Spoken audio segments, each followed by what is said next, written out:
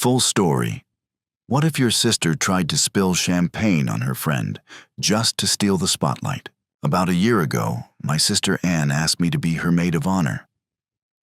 At first, I was a little surprised, especially considering that for as long as I can remember, Anne always promised her best friend Ruby would be her maid of honor. It was something they had always talked about growing up. So when the question came up, I thought it was a joke. But Anne insisted it was me. When I brought it up to a few people, I was met with surprised reactions.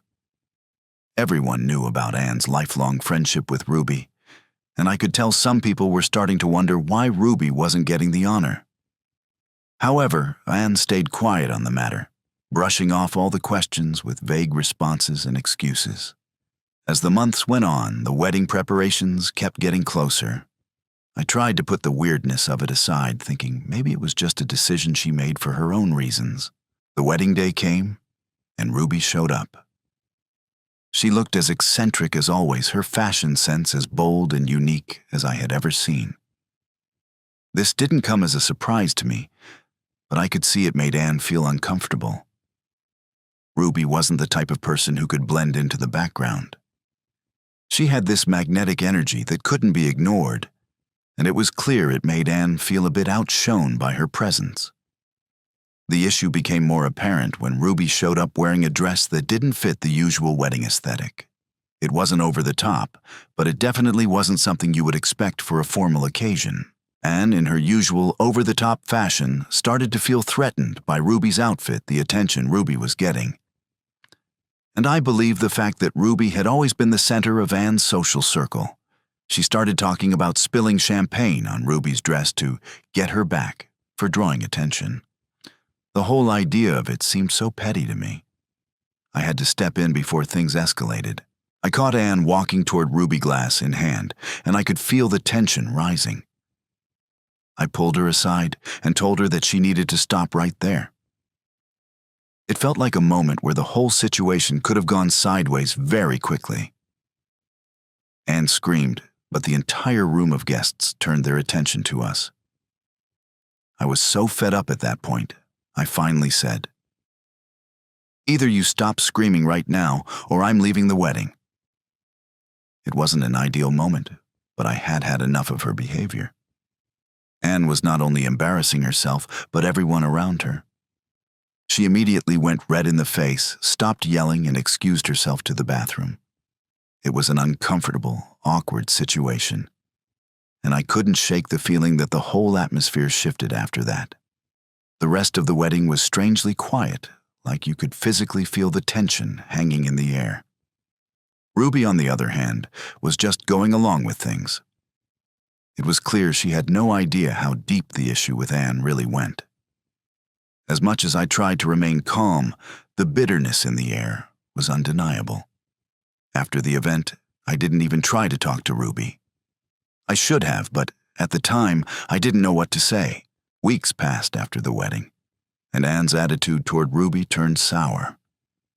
She kept cursing Ruby out for no reason and started telling everyone that their friendship was over. I couldn't understand why Anne was reacting this way. It seemed so out of character, and I couldn't figure out what had happened to make her flip so dramatically. Despite everything that had transpired, Anne never blamed me for anything. That was strange because I felt like I played a part in stopping her from making a bigger mess at the wedding. Instead, she turned all of her anger on Ruby, who had really done nothing wrong. One day, after yet another rant from Anne, I finally snapped. I couldn't keep listening to her act like Ruby was the problem, so I told Anne that she had known Ruby for years and should have expected Ruby's bold fashion choices. If it was really such an issue, Anne could have communicated with Ruby or made her a bridesmaid instead of just excluding her altogether. I told Anne that if she had problems with Ruby, she needed to learn to express those feelings instead of bottling them up. Anne didn't like that at all. She sent Ruby some truly awful messages after she screamed at me. It was shocking to see how nasty Anne could be when she was angry. The next day, Anne didn't speak to me. Instead, she badmouthed me to our dad, who of course took her side. My mom, on the other hand, was not happy. She had seen the messages Anne sent Ruby and told Anne she needed to apologize for what she said. But Anne refused to apologize, and she even went so far as to not talk to our mom. It felt like the situation was spiraling out of control, and I didn't know how to fix it. Ruby was still confused, and I knew she was hurt by Anne's actions. Ruby kept telling me that she didn't know what was going on, and that she didn't understand why she was no longer part of the bridal party. It felt like a bad soap opera, and I was stuck in the middle. Anne kept insisting that I should be supporting my real sister, and not Ruby. Of course, my dad backed her up, and Anne got the other bridesmaids on her side, making it harder for me to speak up. I didn't know what to do. I was caught between the two of them and just wanted things to go back to normal. But I felt like I was being forced to choose sides. My sister had always been manipulative, but I never imagined she'd do something like this. The whole situation felt wrong. My confusion only deepened as I heard more from Dave Ann's husband and from Ruby. Everyone was telling me different stories, and nothing seemed to make sense. As time went on, things only became more complicated. I had no idea where everything was going, but I decided I needed to have a conversation with Anne. I still wanted to show her that I cared for her despite everything that had happened. So I planned to talk to her. However, when I saw her in the morning, she looked miserable as usual. She always seemed to have this "I'm upset with everyone" look on her face, so I decided to wait. Later that day, Anne's husband Dave asked me for help. He seemed genuinely confused and a little desperate. He explained that he and Anne had a huge fight because he tried to defend Ruby during the wedding night. It was the first time he had asked me for help with their relationship, which was unusual, and it caught me off guard. Dave seemed to be at a loss for what to do, and it was clear he didn't understand what was happening. I had to admit, I was just as confused as he was. We didn't even know why Ruby wasn't in the bridal party, and it made no sense to either of us. I told Dave to just talk to Anne directly.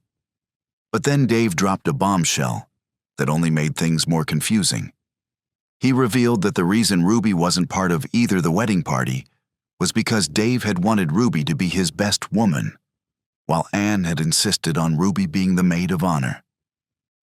But Anne wouldn't compromise and wanted to keep Ruby out of both parties. Apparently, Anne had explained the situation to Ruby, but Ruby was upset because she wanted to be involved. That left me even more perplexed. If Anne and Dave had such a huge fight over Ruby being the maid of honor, surely Ruby would remember it right. But Ruby was completely unaware of it. I also didn't understand why Dave wanted Ruby as his best woman, when as far as I knew, he had only met Ruby after he started dating Anne. About half an hour later, Dave called me again this time, sounding very upset. He asked me in a slightly angry tone if any of his groomsmen had behaved inappropriately towards me at the wedding. I could hear Anne shouting in the background, and it was clear that things weren't going well between them. I reassured Dave that the groomsmen had been respectful, and that I hadn't had any contact with them since the wedding. Then he asked if Ruby knew that she was supposed to be the best woman, and I told him I wasn't sure. Ruby and Anne had been secretive about what had really happened, so I suggested he talk to Ruby directly. Dave laughed nervously and hung up, leaving me feeling even more perplexed. I tried to process everything, but things were just too chaotic. Ruby texted me asking what was going on and if I knew about the best woman and maid of honor situation. She seemed just as confused as I was. Then one of the bridesmaids reached out to me, warning me that if Dave called, I shouldn't answer. It was starting to feel like I was caught in the middle of a huge mess, and I had no idea how to fix it. The next day, everything came to light. It turns out that Anne had been lying to everyone about so much more than I could have imagined. It wasn't just about Ruby or the wedding. Anne's entire version of events had been manipulated to cover up something much bigger.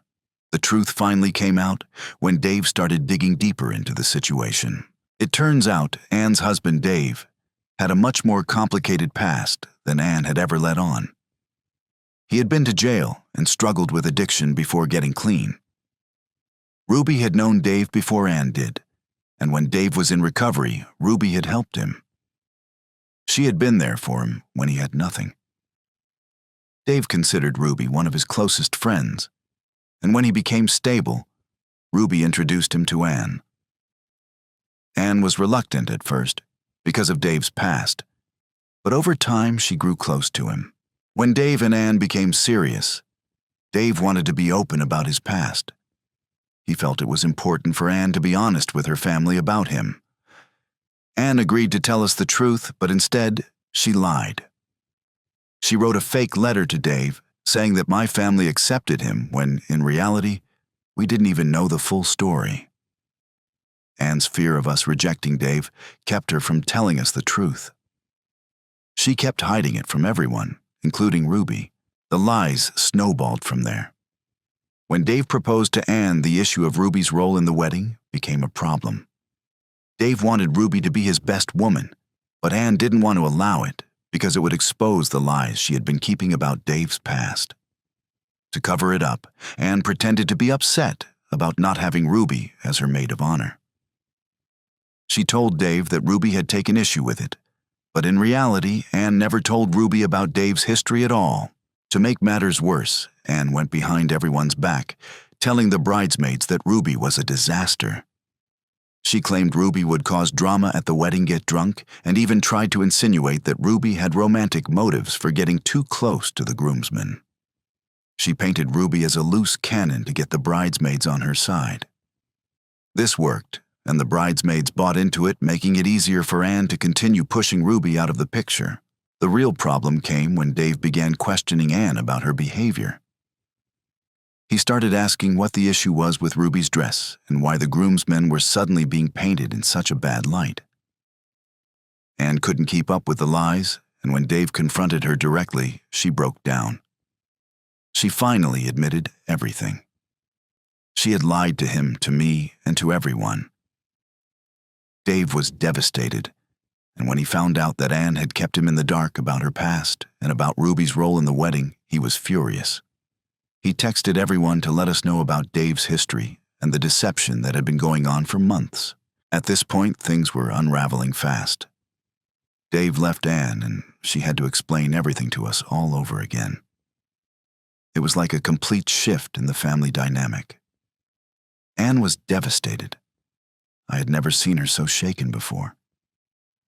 She felt guilty, ashamed, and completely overwhelmed by the realization that everything she had done was coming to light. She was concerned about losing Dave and about the lies catching up with her. Thank you for listening to today's stories. If you enjoyed listening, please like and subscribe if you haven't done so already.